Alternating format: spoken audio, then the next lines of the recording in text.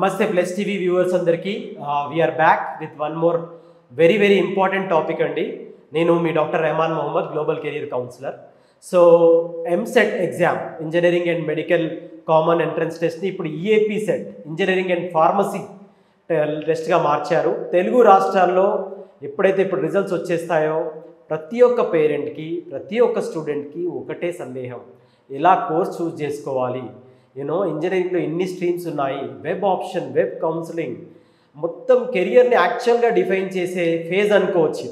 ఎందుకంటే of course 10th, of course intermediate, but ఇప్పుడు ఈ ప్రొఫెషనల్ కోర్సులో ఎంటర్ అయ్యాక దీని ద్వారానే మీ భవిష్యత్తు, మన కెరియర్ అనేది ఆబ్వియస్లీ ముందుకెళ్తుంది. వీటన్నిటి గురించి ఎన్నో సందేహాలు అండ్ చాలా వరకు ఇవి పూర్తి క్లారిటీ లేనందువల్ల నష్టపోయే వాళ్ళు కూడా ఎంతోమంది. దీని గురించి చాలా క్లుప్తంగా ఇన్ డీటెయిల్గా ఎంతో ఎక్స్పీరియన్స్ ఉన్న డాక్టర్ హనుమాజీ గారు, ఈయన పలు కళాశాలలో అడ్మినిస్ట్రేటివ్ ఆఫీసర్గా పనిచేస్తూ స్వయంగా అతను హెడ్ ఆఫ్ ద డిపార్ట్మెంట్ ట్రిప్లీలో డాక్టరేట్ పూర్తి చేసి ఇప్పుడు ఎంతోమంది విద్యార్థులకి, ఎస్పెషల్లీ గ్రామీణ ప్రాంతం నుంచి వచ్చిన విద్యార్థులకి ఆయన సహాయము, ఆయన కౌన్సిలింగ్, ఆయన అడ్వైజ్ వల్ల చాలామంది లబ్ధి పొందిన వాళ్ళు ఉన్నారు.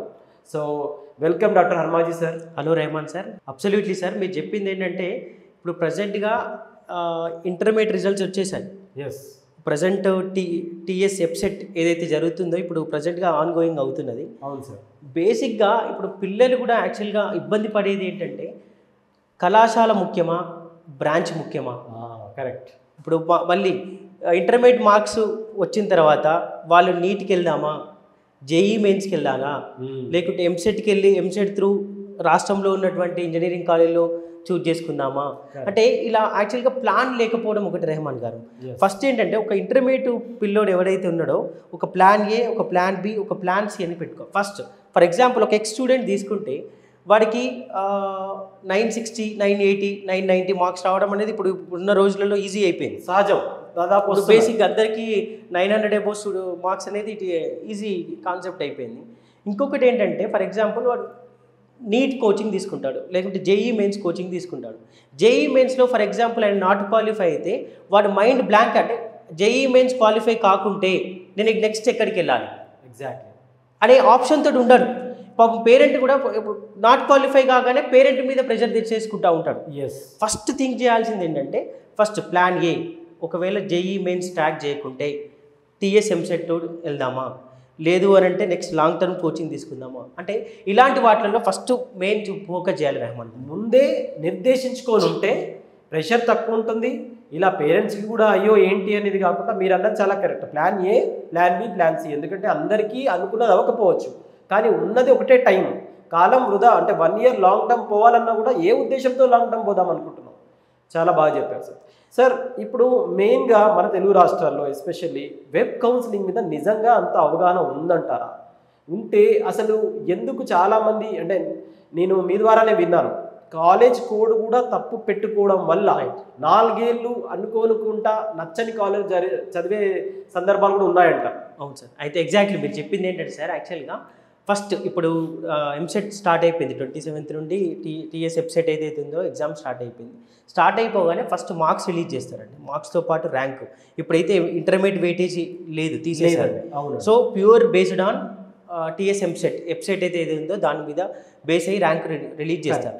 ఫస్ట్ ర్యాంక్ రిలీజ్ కాగానే ర్యాంక్ ప్రిడిక్ట్, అంటే కాలేజ్ ప్రిడిక్టర్ ఫస్ట్ చేసుకోవాలి. ఇప్పుడున్న వెబ్సైట్లో కెరీర్ 360 కావచ్చు, XYZ ఏదైనా వెబ్సైట్లో కాలేజ్ ప్రిడిక్టర్ పెడితే యాజ్ పర్ లాస్ట్ ఇయర్ దాని ప్రకారం స్ట్రాటజీ ప్రకారం వచ్చేస్తాయి. ఈవెన్ అఫీషియల్ వెబ్సైట్ మీరు చెక్ చేసుకున్నా కూడా లాస్ట్ ఎండింగ్ ర్యాంక్ ఎప్పుడు, ఏ క్యాస్ట్కి ఎంత క్లోజ్ అయిందని చెప్పేసి అది చూసుకోవచ్చు. అంటే ఫస్ట్ ప్రిడిక్షన్ అది ఇంపార్టెంట్. అరే మనకి ఏ కాలేజ్లో వస్తున్నది అనేది ఫస్ట్ మనం ఒక ముందు ప్రీ అసెస్మెంట్ అనేది చేసుకోవాలి before going to appear web counselling. మళ్ళీ వెబ్ కౌన్సిలింగ్ అయిపోయినాక కూడా రెహమాన్ గారు అందరూ కూడా పొరపాటు చేసేది ఏంటంటే ఒక కాలేజ్ రాగానే అందులోకి వెళ్ళి జాయిన్ అయిపోతారు. అవును, జాయిన్ అయిపోయి సెకండ్ ఫేజ్ కౌన్సిలింగ్ దానికంటే ఇప్పుడు ఫర్ ఎగ్జాంపుల్ ఒక ఎక్స్ మంచి కాలేజ్ వస్తే ఎక్స్ కంటే ఇంకా మంచి కాలేజ్ చూసుకోవాలి. ఓకే, X++ కాలేజ్ చూసుకోవాలి. వీళ్ళు ఆప్షన్ ఏదైతే వెబ్ కౌన్సిలింగ్లో ఆప్ చేసేటటువంటి సమయంలో వాళ్ళు దానికంటే తక్కువ కాలేజ్ క్రియేట్ చేసుకుని, లేదు సార్ అంటే నాకున్న పర్సనల్ ఎక్స్పీరియన్స్, అంటే లాస్ట్ 3-4 years నుండి నేను ఏవోగా ఉన్నాను కదా, ఆ పిల్లలు కూడా ఏంటంటే లేదండి ఇదే కాలేజ్లో ఉంటాను, నేను ఆ కాలేజ్కి వెళ్ళాను. అంటే ఆల్రెడీ ఒక స్టూడెంట్కి ఒకటే సీట్ అలాట్ చేయబడుతుంది. ఎస్, ఒక స్టూడెంట్కి 2 సీట్లు అలాట్ చేసి నీకు బెస్ట్ ఆఫ్ అని చూసుకునే లేదు. ఉండదు. సో బేసిక్గా ఇలాంటి వాటిలలో తప్పిదం చేస్తారు పిల్లలు. ఏంటంటే పిల్లలకు కూడా ఏంటంటే నాక్ of overthinking. Yes yes, వాళ్ళు ఏంటంటే వాళ్ళు ప్రీ అసెస్మెంట్ చేసుకోరు. అవును, చేసుకోరు. మళ్ళీ ఒకటి ఏంటంటే ఇప్పుడున్న దాంట్లో కాన్ఫిడెన్షియల్ ఎక్కువైపోయిందండి. అంటే సెక్యూరిటీ. మీకు ఫర్ ఎగ్జాంపుల్ ఒక స్టూడెంట్ లాగిన్ కావాలంటే వాడికి 3 times 4 times ఓటీపీ అడుగుతుంది. ఒక లాగిన్ ఐడి ఇస్తారు, యూజర్ ఐడి ఇస్తారు, పాస్వర్డ్ ఇస్తారు, EAMCET hall ticket number entry చేయాలి, డేట్ ఆఫ్ బర్త్ ఎంట్రీ చేయాలి. అంటే లోపలికి వెళ్ళాలంటే మీ వెబ్ కౌన్సిలింగ్ ఆప్షన్స్లోకి వెళ్ళాలంటే అసలు చాలా కాన్ఫిడెన్షియల్గా కానీ అసలు దానికి ఎంత సెక్యూరిటీ అంటే చాలా ఇప్పుడు సెక్యూరిటీ అయింది. ఎందుకంటే ఇంపార్టెంట్ కూడా అంత ఇంపార్టెంట్ కాబట్టి అలాంటి పాస్వర్డ్స్ కానీ ఎవరికి షేర్ చేయొచ్చు. ఫస్ట్ అడుగుతూ ఉంటారు జనరల్గా. అండ్ మరీ ముఖ్యంగా ఇద్దరికి ముగ్గురికి చెప్పొద్దు. ఇద్దరు ముగ్గురు చెప్పినప్పుడు ఒకరికి తెలియకుండా ఒకరు కూడా వెబ్ ఆప్షన్ చూస్ చేసుకునే అవకాశం ఉంటుంది. అది ఓకే. సో విన్నారు కదండి, హాఫ్ నాలెడ్జ్ ఇగ్నోరెన్స్తో కాకుండా ఇక్కడ మన ఎక్స్పర్ట్ చెప్పినట్టు ఫస్టే మనం నీట్గా ఒక మాక్ కౌన్సిలింగ్ లాగా మీరు ఏ కాలేజ్కి ఏ కోర్స్కి వెళ్దాం అనుకుంటారు, కాలేజ్ కోడ్ వేరు, కోర్స్ కోడ్ వేరు, ఈ 2 రాసుకొని మీరు వెబ్ ఆప్షన్స్ పెట్టుకోవడం జరుగుతుంది. అండ్ పెట్టుకున్నాక కూడా లాక్ అయ్యే ముందు సార్ చూసుకోవచ్చా? చూసుకోవచ్చు. ఫ్రీజ్ చేసుకునే ఆప్షన్ కూడా ఎండ్ ఆఫ్ ద డే వరకు ఉంటుందండి సార్. ఓకే. ఇప్పుడు యాక్చువల్గా ఏంటంటే ఫ్రీజ్ కొట్టినాక మళ్ళీ ఎడిట్ చేసుకునే కాన్సెప్ట్ ఏం లేదు. ఎండ్ ఆఫ్ ద డే వరకు మీరు వెయిట్ చేస్తే అది ఆటోమేటిక్గా ఫ్రీజ్ అయిపోతుంది. మళ్ళీ దట్టు కూడా సార్ రెహమాన్ గారు, ఇప్పుడున్న computer science actually emerging technologies government of India introduce in 2020. Yes, AML emerging technologies 5 ఏళ్ల క్రితమే వచ్చాయి. CSE AML, CSE data science, CSE in IoT, CSE in cyber security. అంటే యాక్చువల్గా CSE కోడ్ ఎలా ఉంటుంది, AMLకి వచ్చేసరికి CSM మళ్ళీ వేరే కోడ్ ఉంటుంది. మళ్ళీ దట్టు మనం ఆప్షన్స్ ఎంట్రీ చేసేటప్పుడు రెహమాన్ గారు కోర్ బ్రాంచెస్ ఆప్షన్స్ అన్నీ కూడా ఒక ట్యాబుల్లో ఉంటాయి. అంటే ఫర్ ఎగ్జాంపుల్ ఎలక్ట్రికల్ కావచ్చు, ఎలక్ట్రానిక్స్ కావచ్చు, సివిల్ కావచ్చు, అన్నీ ఒక దాంట్లో ఒక ట్యాబ్లో ఉంటాయి. ఏవైతే ఎమర్జింగ్ టెక్నాలజీస్ ఉన్నాయో అవి ఇంకో సెకండ్ ట్యాబ్లో ఉంటాయి. అంటే ఇవన్నీ ఫస్ట్ ప్రీ అసెస్మెంట్ అనేది చాలా ఇంపార్టెంట్. ప్రీ కౌన్సిలింగ్, మాక్ కౌన్సిలింగ్ అనేది చాలా ఇంపార్టెంట్ ప్రతి పేరెంట్కి కానీ స్టూడెంట్కి కానీ. అవును అవును, కరెక్ట్ చెప్పారు. మళ్ళీ కోడ్ దగ్గరికి వచ్చేసరికి కూడా MNOతో కూడా అక్షరంతో మంచి కాలేజీలు మిస్ అయిన స్టూడెంట్స్ కూడా చాలా మంది చాలా ఉన్నారు. విన్నారు కదండి, ఒక్క అక్షరంతో MREN అనే బదులు MREM పెట్టుకొని అది చూసుకోకుండా అలాట్ అయితే అక్కడ చదవాల్సిన సందర్భాలు కూడా చాలా జరుగుతున్నాయి. అండ్ ఇది 4 year జర్నీ కాబట్టి, ఎస్పెషల్లీ బీటెక్ కాబట్టి. అండ్ ఇంకో మంచి పాయింట్ చెప్పారు, ఒక స్టూడెంట్కి ఒక సీటే అలాట్ అవుతుంది. సో ఇది ఒక కంప్యూటర్ అల్గారిథం కాబట్టి మీరు అర్థం చేసుకోవాల్సింది ఏంటి అంటే మీరు ఎన్ని పెట్టుకున్నా ఫైనల్గా మీ ప్రయారిటీ. సరే, ఈ ప్రయారిటీ బేస్డ్ చాలామందికి తెలియదు సార్. అంటే కొంతమంది ఏమనుకుంటారు అంటే నేను ఫస్ట్ టాప్ కాలేజ్ పెట్టుకున్నాను కాబట్టి టాప్ దగ్గరే ఆగుతుందని. అది కొంచెం చెప్తారా సార్? అంటే యాక్చువల్గా ఏంటంటే సార్ రెహమాన్ గారు, ఫర్ ఎగ్జాంపుల్ ఒక స్టూడెంట్కి ఒక 11,000 12,000 ర్యాంక్ వచ్చింది. అంటే purely it depends on community. అవును, ర్యాంక్, వాళ్ళ ర్యాంకు, వాళ్ళ కమ్యూనిటీ, జెండరు. ఫిమేల్కి ఒక కట్ ఆఫ్ ర్యాంక్ ఉంటుంది, మేల్కి ఒక కట్ ఆఫ్ ఉంటుంది. BCAలో మేల్కి ఒకటి, ఫిమేల్కి ఉంటుంది. అంటే యాక్చువల్గా ఏంటంటే ఇక్కడ నెంబర్ ఆఫ్ ఆప్షన్స్ ఇవ్వడం అనేది చాలా న్యాక్ ఉన్నది.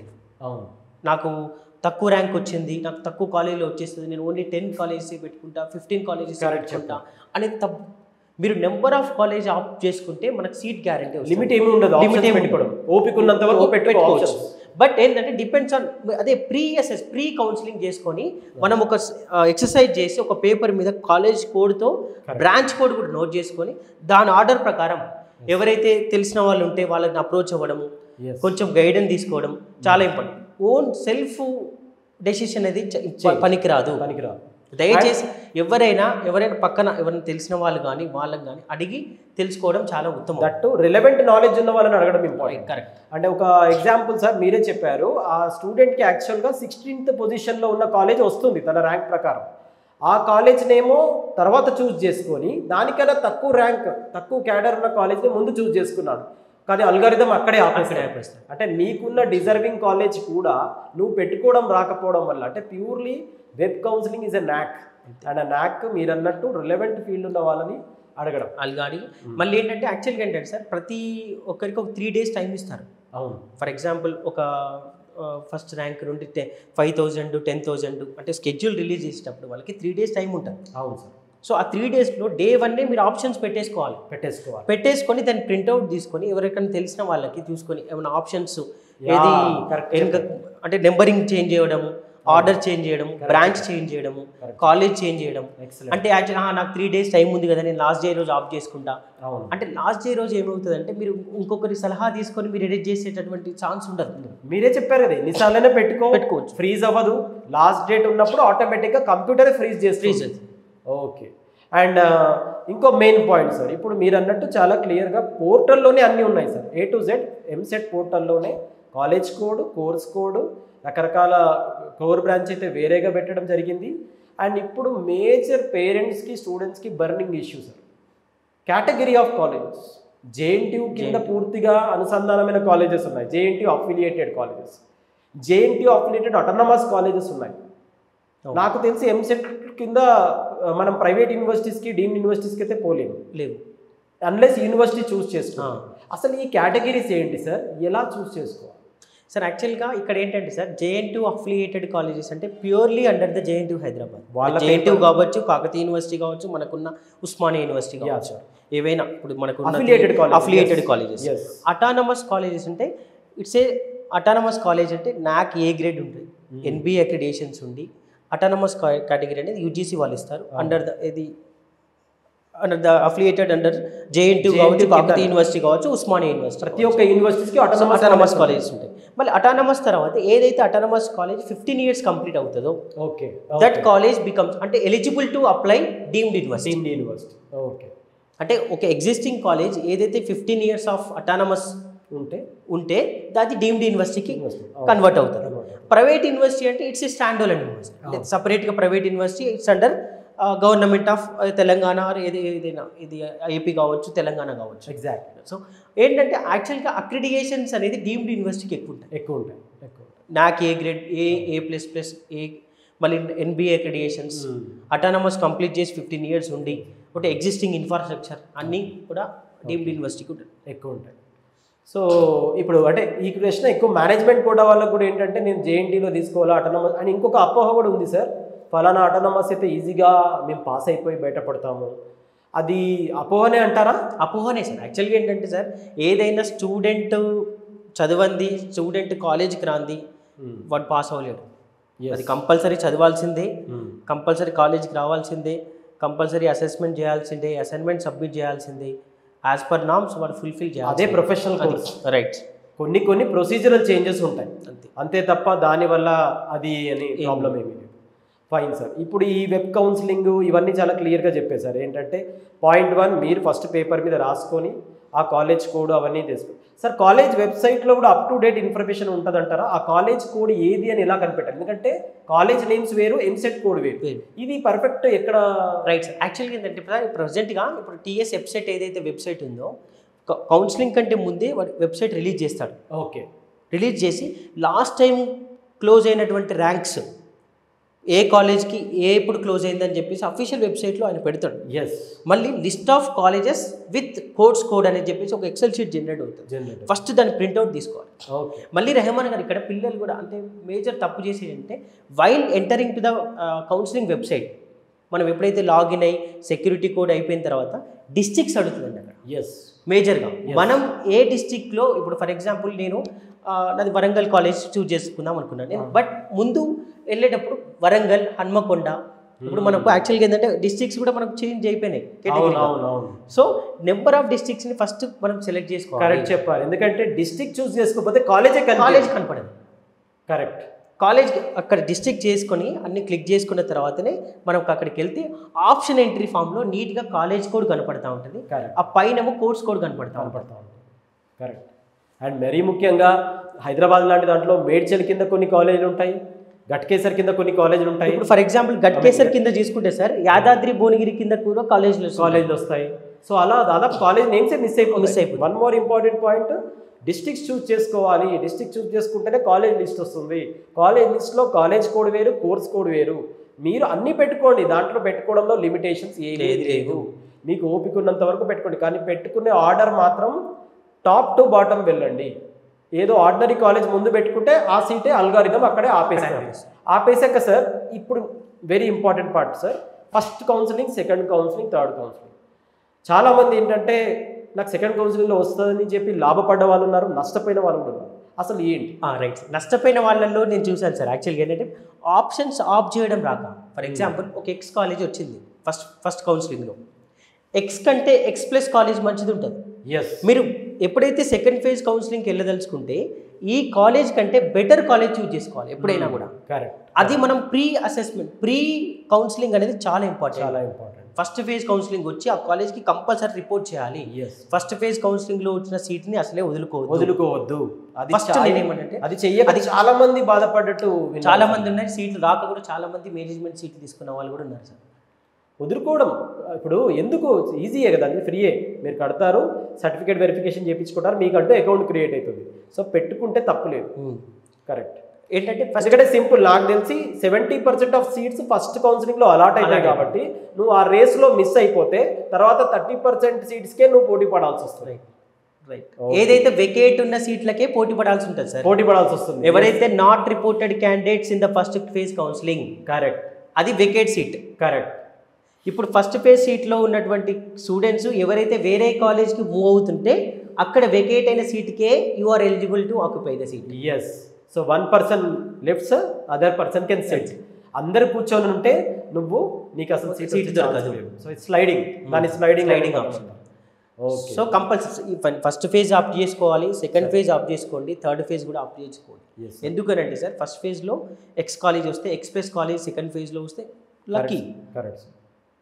అది సార్ ఇప్పుడు అంతా ఇంటర్ డిసిప్లినరీ అంటున్నారు, ఎస్పెషల్లీ న్యూ ఎడ్యుకేషన్ పాలసీ వచ్చాక నరేంద్ర మోడీ గారి ప్రభుత్వంలో వచ్చేసింది. సో ఎంతవరకు ప్రభావం చూపబోతుంది ఇంజనీరింగ్ మీద, అదొకటి. అండ్ కోర్స్ తోటే కెరియర్ పడిపడుతుందంటే చాలామంది ఓన్లీ సిఎస్సిఏ చదువుతామంటారు, కొందరికి రాకపోవచ్చు. సో మీరు ఎన్నో కేసెస్ చూసుంటారు, సక్సెస్ జర్నీస్ చూస్తున్నాం, నేను కూడా యాజ్ ఎ కెరియర్ కౌన్సిలర్ చూస్తున్నాం. మనకు తెలుసు లోపల స్టూడెంట్ వర్త్ ఏంటి అని. సో ఎంతవరకు ఎన్ఈపీ న్యూ ఎడ్యుకేషన్ పాలసీ ప్రభావం ఉండబోతుంది సార్? ఉంది సార్. ఇప్పుడు యాక్చువల్గా ఇప్పుడు ఏంటంటే ఇప్పుడు latest trend medicine with technology. ఇప్పుడు మెడిసిన్ విత్ టెక్నాలజీ అవుతుంది, ఇప్పుడు మెకానికల్ విత్ ఏఐ అవుతుంది, ఎలక్ట్రికల్ విత్ ఏఐ అవుతున్నది. అంటే యాక్చువల్గా ఏఐ యొక్క ప్రభావం కంపల్సరీ కూడా కోర్ బ్రాంచెస్ మీద కూడా ఉపయోగపడుతుంది ఉంటుంది. వాళ్ళకు కూడా రేపు రాను రోజుల్లో కూడా ఈవెన్ ఎలక్ట్రికల్ కానీ, మెకానికల్ కానీ, సివిల్ కానీ ఆటోమేషన్ వైపు వచ్చేటటువంటి ఛాన్సెస్ అయితే వచ్చేవని చెప్పేసి అనుకుంటున్నాము. ఓకే. సో కోర్ బ్రాంచెస్ వెళ్ళిపోతున్నాయనే కన్నా కోర్ బ్రాంచెస్లో టెక్నాలజీ ఇంటిగ్రేట్ అయిపోయింది. సో మీరు ఏ స్టూడెంట్ అయినా ఏ కోర్స్ తీసుకున్నా కూడా దానికే పరిమితం అవ్వాల్సిన అవసరం అయితే లేదు.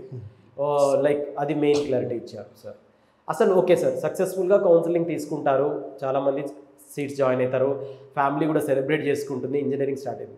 ఎందుకు సక్సెస్ రేషియో మరి అంటే మీ ఎక్స్పీరియన్స్లో ఒక 3 పారామీటర్స్ తీసుకున్న కోర్స్కి 100% సక్సెస్ అయ్యి క్యాంపస్ ప్లేస్మెంట్కి రీచ్ అవ్వాలి అంటే జర్నీ ఇంపార్టెంట్. ఆబ్వియస్లీ ఫైనల్ ఇయర్లో సడన్గా ఏది రాదు. సో ఏదైనా 3 పారామీటర్స్ చెప్పమంటే యాజ్ ఏ ఎక్స్పీరియన్స్, మీరు ఇంత వ్యాస్ట్ ఎక్స్పీరియన్స్గా సార్. యాక్చువల్గా ఏంటంటే సార్, యాక్చువల్గా మోస్ట్ ఆఫ్ దెమ్ అంటే పేరెంట్స్ కూడా స్టూడెంట్స్తో ఇప్పుడు వాళ్ళ సన్తో కానీ వాళ్ళ డాటర్తో కానీ first interact while choosing the branch or college. First మీకు ఏ కోర్స్ ఇష్టం అని తేలిన తర్వాత కొంచెం టైం ఇవ్వాలి. ఫర్ ఎగ్జాంపుల్ ఇప్పుడు 10th క్లాస్ రిజల్ట్స్ వస్తాయి సార్. ఇప్పుడు 1 week 10 daysలో మన తెలంగాణలో వచ్చేస్తాయి.